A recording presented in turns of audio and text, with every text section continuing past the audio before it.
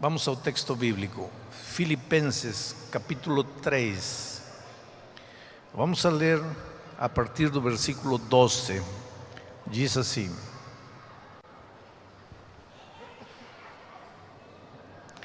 Não que eu o tenha já recebido, ou tenha já obtido a perfeição, mas prossigo para conquistar aquilo para o que também fui conquistado por Cristo Jesus. Irmãos, quanto a mim, não julgo havê-lo alcançado, mas uma coisa faço, esquecendo-me das coisas que para trás ficam e avançando para as que diante de mim estão, prossigo para o alvo, para o prêmio da soberana vocação de Deus em Cristo Jesus. E o versículo 15 diz: todos, pois, que já somos perfeitos, tenhamos este sentimento. Uma leitura simples do texto que acabo de ler não ajuda muito, mas eu quero que vocês pensem, porque entre os versos 12 até o verso 15, Paulo está apresentando uma aparente incoerência. Veja, nos versos 12, 13 e 14, ele diz assim: Paulo, o grande Paulo, o gigante Paulo, quem não gostaria de ser como Paulo? Um exemplo para todo cristão, um grande evangelista, fundador de igrejas. Paulo conheceu Jesus quando estava caminhando para Damasco, perseguindo cristãos, encontrou-se com Jesus, rendeu-se a Jesus, entregou-se a Jesus. Esse gigante Paulo diz, nos versos 12, 13 e 14, diz: irmãos, eu ainda não sou perfeito, eu estou caminhando, eu estou indo, mas a perfeição ainda está longe de mim, mas eu prossigo, eu avanço, eu não fico parado, eu continuo, mas ainda não sou perfeito. Agora no verso 15 diz: pois então, todos nós que já somos perfeitos. Aí, se Paulo estivesse vivo hoje, eu lhe perguntaria: Paulo, você tem que se definir, porque nos versos 11, 12, 13, 14, você diz, ainda não sou perfeito, e no verso 15 você diz, já sou perfeito. Bom, decida-se, você já é perfeito ou ainda não é perfeito? E Paulo responderia: eu já sou perfeito, mas ainda não sou perfeito. E aí nos deixa todos confusos. Então a pergunta que nós precisamos responder esta noite é: enquanto nós vivermos nesta terra, pode alguém ser perfeito? Podemos alcançar a perfeição nesta terra? Alguns cristãos acham que sim, e para isso pegam os versos 12, 13, 14 e não, alguns cristãos acham que não, e para isso pegam os versos 12, 13, 14 e dizem assim: aqui Paulo está claro, está dizendo que ele ainda não é perfeito, que ele prossegue para o alvo, para ver se um dia alcança a perfeição. Ora, se Paulo não era perfeito, como é que nós podemos dizer que somos perfeitos? Mas outros que acham que nesta terra sim se pode ser perfeito, pegam o verso 15 e dizem: aqui Paulo está sendo claro, ele diz que sim, se pode ser perfeito. Então eu lhes faço esta noite a pergunta: nesta terra podemos ser perfeitos, sim ou não? Isto é chave, porque se você acha que não se pode ser perfeito nesta terra, corre o perigo de cair na mediocridade, no conformismo, no cinismo espiritual. Vive pecando, vive caindo, vive fracassando, e depois se desculpa e diz assim: pois, nem Paulo era perfeito, quem sou eu para ser perfeito? Você vê que é perigoso. Mas por outro lado, se você acha que nesta terra sim se pode ser perfeito, vai viver angustiado, porque por mais que tenta perfeição, não alcança. Por mais que luta, não consegue. E aí vai entrar em desespero. E aí vai achar que a melhor coisa é ir embora da igreja, porque ninguém pode ser perfeito. Portanto, esta pergunta, se nesta terra podemos ou não podemos ser perfeitos, é chave. E esta noite precisamos esclarecer este assunto.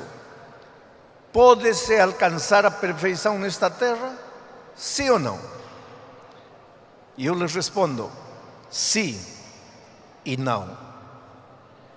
Então, estamos igual. Eu vou lhes contar uma experiência para vocês entenderem o que Paulo está dizendo.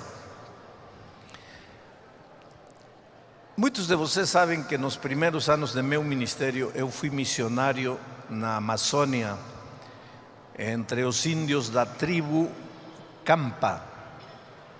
Eu morei 3 anos entre eles, na selva, caminhando pelas trilhas, pela mata, pelo rio, evangelizando. Foram anos lindos na minha experiência, 3 anos convivendo com eles.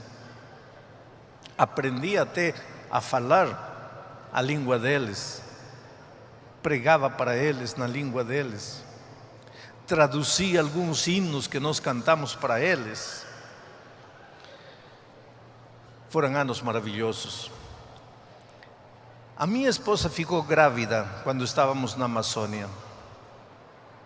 Agora, para vocês terem ideia de como era para chegar ao meu distrito de trabalho, vou lhes explicar. A gente pegava um ônibus da capital, de Lima, e viajava 12 horas até uma cidade chamada La Merced. Aí já não havia mais ônibus. Aí a gente pegava um pau de arara, daqueles caminhões que você segura um pau e vai. E aí viajamos mais 6, 7 horas de pau de arara em estrada de terra. E aí chegávamos na beira do rio, aí já não tinha mais estrada. Aí a gente tinha que pegar um barquinho de remo, e descer pelo rio, umas 2 horas. De subida, 8 horas. De descida, 2 horas, porque a correnteza levava a gente. De subida, aí era mais difícil. Aí estava a sede do meu distrito. Não havia banheiro, não havia esgoto, não havia luz elétrica, não havia nada. Eu era um garoto de 22 anos, recém-casado, feliz da vida, cumprindo meu ministério. E minha esposa fica grávida. Para procurar médico, a gente teria que navegar pelo rio 8 horas. Aí pegar um pau de arara 6 horas. Aí pegar ônibus 12 horas. Então nós continuamos aí. E ela começou, a barriguinha dela começou a crescer, a crescer, a crescer. Quando ela estava com 7 meses de gravidez, a gente saiu para a capital para fazer uma consulta médica. Nesse tempo de gravidez, ela contraiu uma doença chamada rubeola, tipo sarampo. E quando o médico soube que ela tinha contraído rubeola, o médico me levou para um canto e disse assim: seu filho não pode nascer. Falei: por quê? Vai nascer defeituoso e vai ser uma carga para você e para sua esposa o resto da vida. Esse menino vai ser uma cruz para vocês. Vamos interromper essa gravidez. Mas 6 meses de gravidez, 7 meses de gravidez. Eu falei: não, eu acho que minha esposa não vai aceitar. Quando falamos para ela imediatamente, instintivamente segurou sua barriga. e disse: não, meu filho vai nascer. O médico disse: eu acho que a senhora não entendeu. Eu acho que toda mãe tem direito de sonhar com um filho, só que seu filho não vai sair normal. Seu filho vai sair defeituoso. Agora, eu estou falando de quase 40 anos atrás, quando não haviam os exames de hoje, quando não havia a tecnologia de hoje, porque hoje, 15 dias depois de grávida, a mãe já sabe se vai ser menino, se vai ser menina. Hoje a tecnologia mudou, estou falando de 40 anos atrás. E eu segurei a mão de minha esposa e disse: filha, eu estou a teu lado. Se você quiser que nosso filho nasça, ele vai nascer. E seja como for, a gente vai cuidar dele. E aí passaram meses de expectativa, não? De sofrimento, de oração, clamando a Deus: Senhor. Eu falava a Deus: Senhor, que culpa temos nós? Eu estava trabalhando para ti lá. Lá não havia médico, não havia nada. Faz um milagre pela gente. Queremos ter um filho, sim, mas um filho para a glória de teu nome, um filho que te sirva, não? Agora, tua vontade é soberana, tu sabes o que podes fazer com a gente. E chegou o momento de nascer. Fizeram uma cesariana na minha esposa. Colocaram anestesia, a criança nasceu. Eu lembro que quando ela começou a voltar da anestesia, começou a acordar, nem olhou para mim, olhou para o médico. E a primeira pergunta que ela fez foi: doutor, meu filho está perfeito?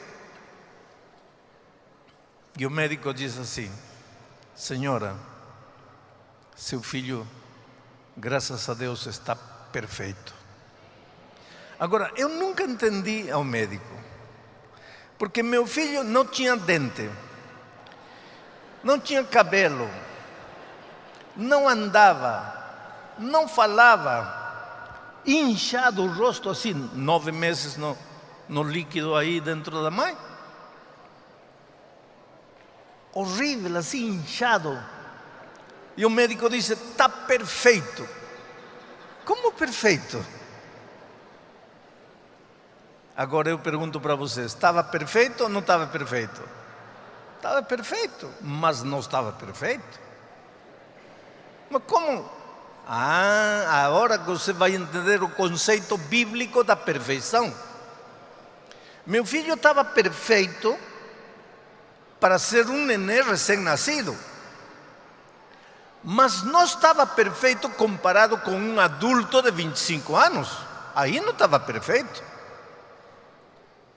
Mas vamos dizer que passassem 5 anos. Agora meu garoto tinha 5 anos. Continuava deitado na cama, sem dente, sem cabelo, sem se mexer, sujando a fralda. Estava perfeito? Já não estava perfeito.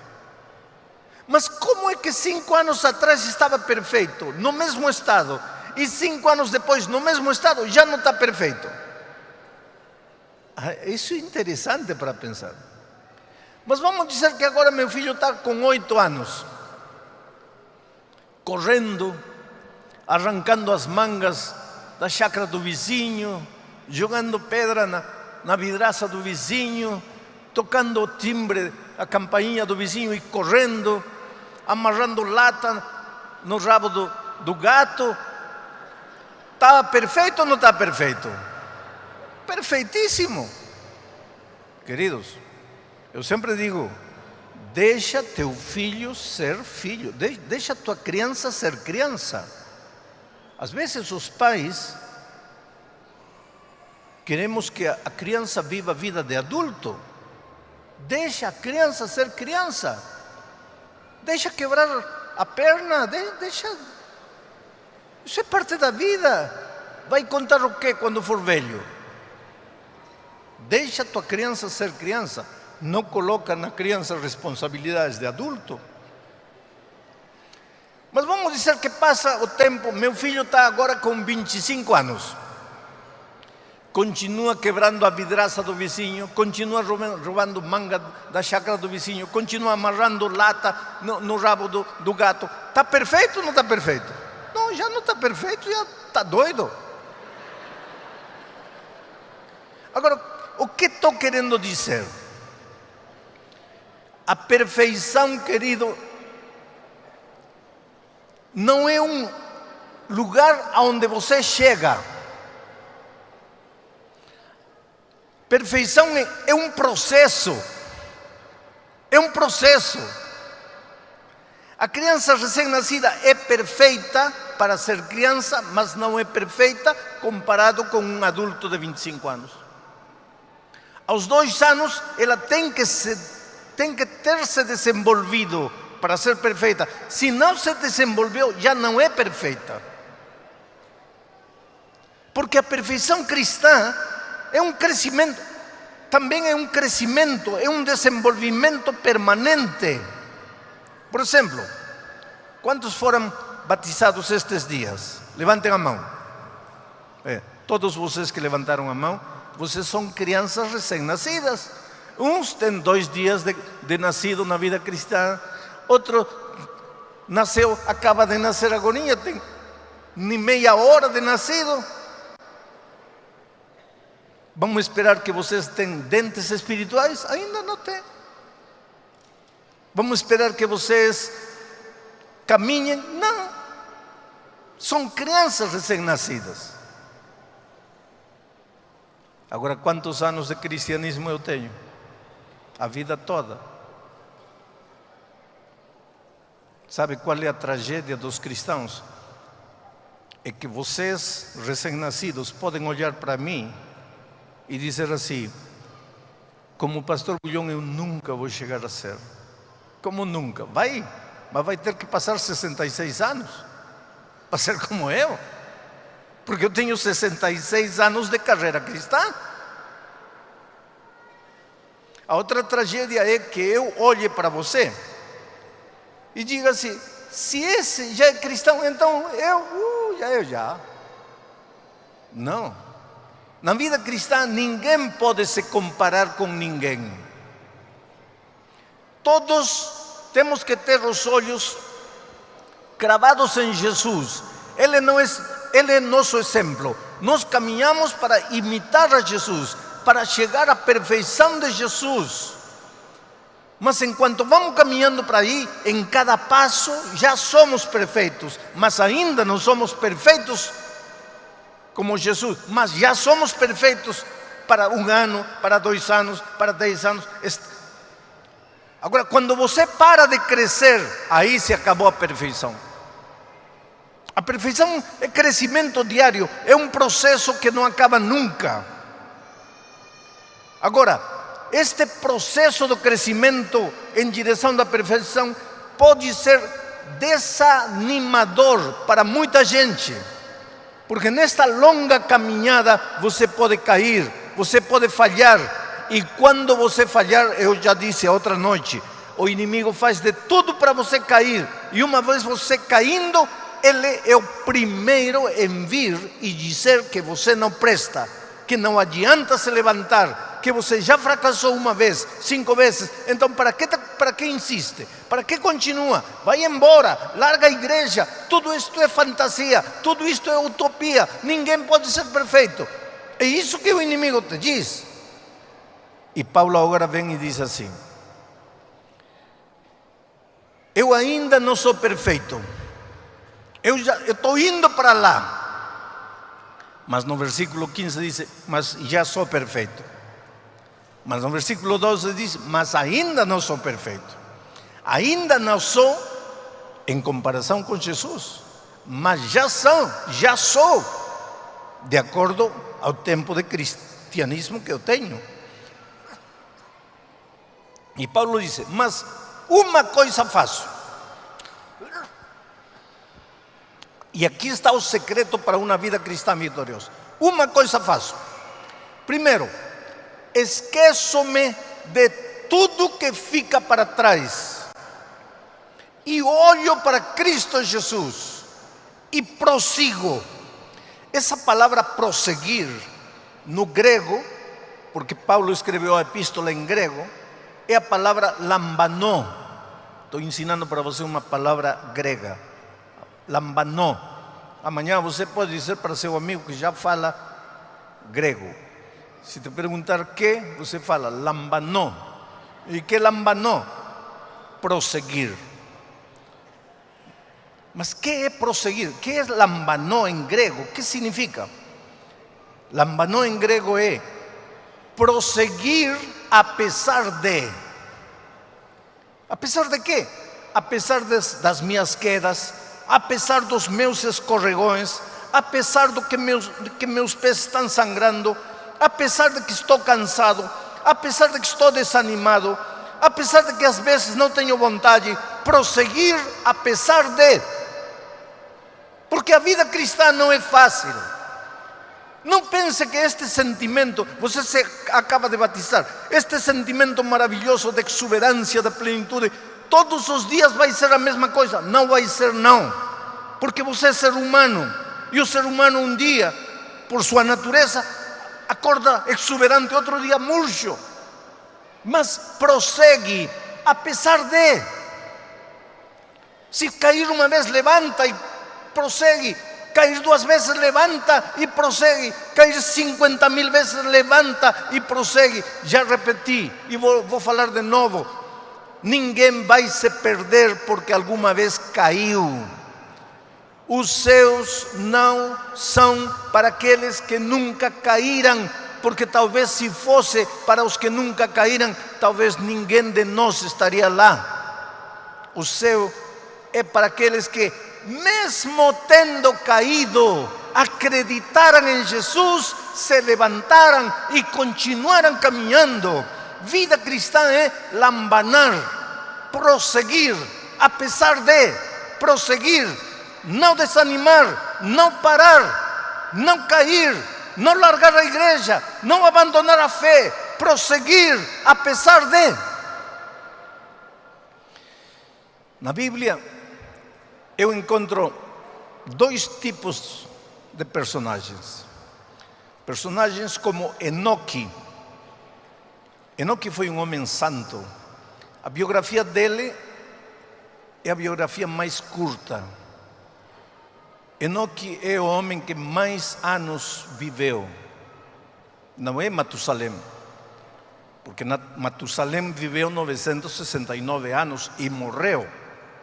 Enoque nunca morreu, continua vivo. Portanto, o homem mais velho é Enoque, porque ele nunca morreu. Por quê? Porque um dia Deus o levou vivo. Ele não conheceu a morte. E se Deus decide levar alguém com ele, deve ser porque esse homem é muito bom. Deve ser porque esse homem vivia nos caminhos de Deus. Então, para mim, Enoque é um exemplo. O exemplo do homem que nunca caiu. Outro homem que eu admiro muito é José. Que José, não? Que maravilhoso aquele homem. Foi tentado, mas não caiu. Eu admiro tanto José que eu coloquei a meu primeiro filho de nome José. A vida de José é uma inspiração. Meu filho, já adulto, caiu. E caiu feio. Caiu feio. E 1 ano depois, eu entrei no tanque do batismo para batizar meu filho de novo. E antes de entrar no tanque, ele me abraçou e disse: pai, eu acho que você tem que me mudar de nome. Eu não posso me chamar mais José.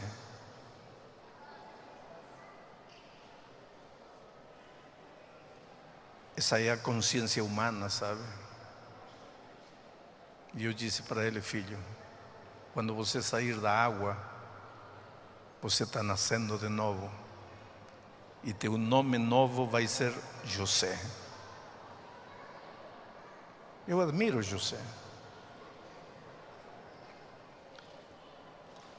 Enoque, José, Daniel, que tremendo Daniel. ameaçaram com matar ele se orava, continua orando. Tremendo, Daniel.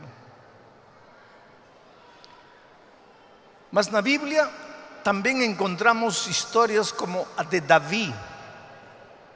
Davi, pecador miserável, roubou a esposa do general e, para que ninguém descobrisse o delito, mandou matar o general. Quer dizer, adultério e assassinato, intriga política, mentira, abuso de poder, um coquetel de pecados. Mas se arrependeu. Encontramos história como de Pedro, conviveu corpo a corpo com Jesus, cara a cara com Jesus 3 anos, e na hora H amaldiçoou e traiu seu mestre. Que você e eu traiamos Jesus, que nunca vimos ele corporalmente, poderia ter alguma justificativa, mas ele que viveu cara a cara com Jesus, traí-lo, mas se arrependeu. Agora, o interessante de tudo isto é que quando entrarmos pelas portas dos céus, estaremos lá. Enoque merece, José merece, Daniel merece, e do outro lado está aí Davi, Pedro. Eles também estarão no reino dos céus. Não porque pecaram, querido, cuidado, eles não estarão porque caíram, porque cair não é virtude. Eles estarão lá porque, mesmo tendo caído, se levantaram e continuaram. Oh, querido, pelo que mais você queira nesta vida, não desista.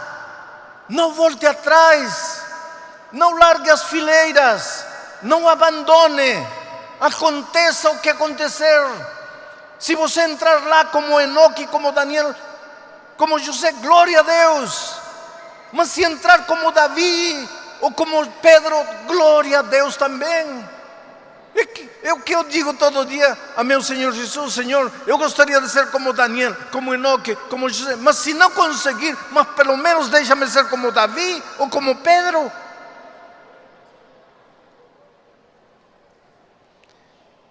Quem sabe a gente se veja outra vez nesta terra, quem sabe não. Eu sempre digo que não tenho medo de morrer, porque eu já estou vivendo o tempo de desconto. Eu já cumpri com minha família, já cumpri com a igreja, já cumpri com a missão que Deus me confiou. Eu já fiz tudo o que eu tinha que fazer. Se amanhã Deus me diz: filho, chegou a hora, glória a Deus. E por isso digo que talvez eu não veja mais você. Mas se um dia, por essas coisas da vida, você sair da igreja e achar que não adianta mais retornar aos braços de Jesus, achar que já não tem mais forças para regressar, lembre-se do que estou dizendo neste momento. Vida cristã é prosseguir, é lambanar, e prosseguir é continuar caminhando apesar de. Estarei pregando para alguém desanimado na fé. Estarei pregando esta noite para alguém cujos pés estão sangrando. Estarei pregando para alguém que traiu Jesus e acha que já não pode mais retornar. Você em algum momento pensou que para você não há perdão? Querido, Jesus nunca perdeu a esperança com você. Ele sempre está com os braços abertos esperando você. Ele te ama. Ele morreu para te salvar. Estarei pregando esta noite para alguém que não consegue tomar a decisão porque tem medo de fracassar, Tem muita gente que me diz isso, pastor, eu gostaria de me decidir, mas eu tenho medo de falhar. Não tenha medo de falhar. Os que tomamos um dia a decisão, não foi porque perdemos o medo de falhar. Os que tomamos um dia a decisão, foi porque, apesar de nossos medos, apesar de nossos temores, acreditamos em Jesus e lhe entregamos a vida. E eu cheguei até aqui. Você também pode chegar. Por isso, esta noite vou fazer um convite. E este convite não é para os membros batizados da igreja. Este convite é para pessoas que esta noite vieram por primeira vez, trazidos por um amigo, por um vizinho, ou para pessoas que vieram outras noites, mas não tomaram a decisão. E pessoas que esta noite gostariam de dizer: Senhor, eu quero te seguir até o fim, esquecendo o que fica para trás. Quero olhar somente para Jesus e prosseguir até o fim da minha vida.